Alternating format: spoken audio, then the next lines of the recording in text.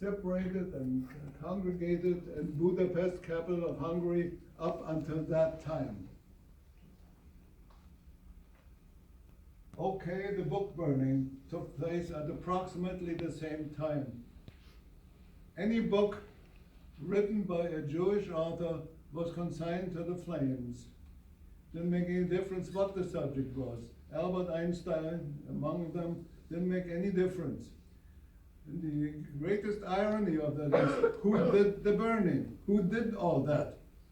University students, the very people who should revere books.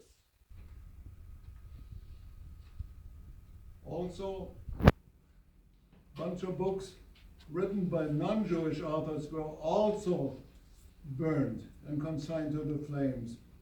All those who propagated the idea of freedom of religion, which is really the most basic freedom of them all. You cannot have freedom of religion unless you have freedom of speech, unless you have freedom of assembly. So that comprised a number of authors. Don't imagine that you have read many of them: Ernest Hemingway, Jack London, Margaret Sanger, H.G. Wells, Helen Keller, and so forth. The list is this long.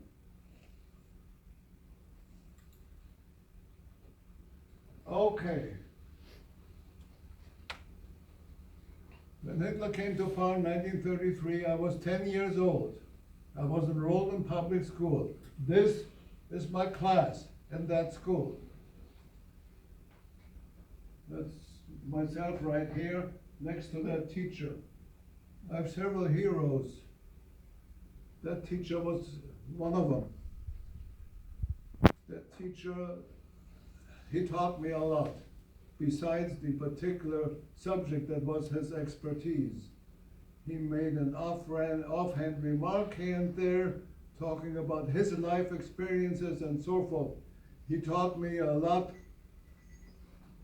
which things that I remember to this day. He was a very good German. At the same time, he was a lousy Nazi. And they killed him. Now, as I said, I was enrolled in that school when this whole business started. Did things change in that class? You better believe it. The very first thing that started was the greeting between the teacher and the class. There was no such thing as good morning class or a prayer or anything like that. Heil Hitler! That was the greeting between the teacher and the class. And the class, standing at attention, 10 years old, would respond in exactly the same way. At the end of the class period, the whole ceremony would repeat itself. The teacher and the class standing at attention. What else happened in that class?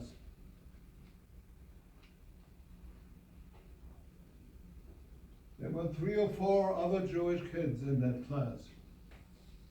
One by one they left. Did I leave? No. I stuck around for over 2 years. Why?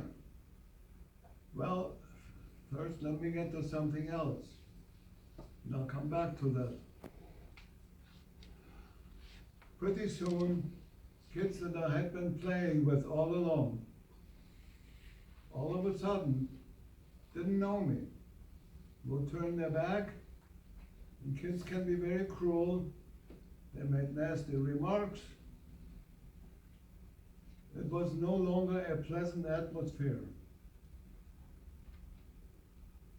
So why did I stick around? I had 2 very good friends in that class, really good friends. Both were members of the Hitler Youth, which is the junior contingent of the stormtroopers. Both of them came to class many times in their uniform with the swastika armband and so on. they had become the elite, and I had become a piece of dirt. However, our friendship remained solid. The friendship of these two kids. It never changed, and I appreciated that so much. That was one of the major reasons why I remained in that class. There was another reason. That school was very athletically oriented, and that was pretty much right up my alley. I had been a member of a soccer team and a running team, and I was pretty good in both. And they left me alone in both of those groups. And I loved it. It was a reason why I remained. There was a third reason, which today, right now, I cannot really fully explain. I'm not sure that I would have been able to explain it then at that time either. It was more of a feeling than anything else. I was a pretty stubborn guy, and I just didn't want to be chased away. I wanted to stick it out, and by my very presence, demonstrate that all of that stuff that was being talked about now was garbage. I was aware of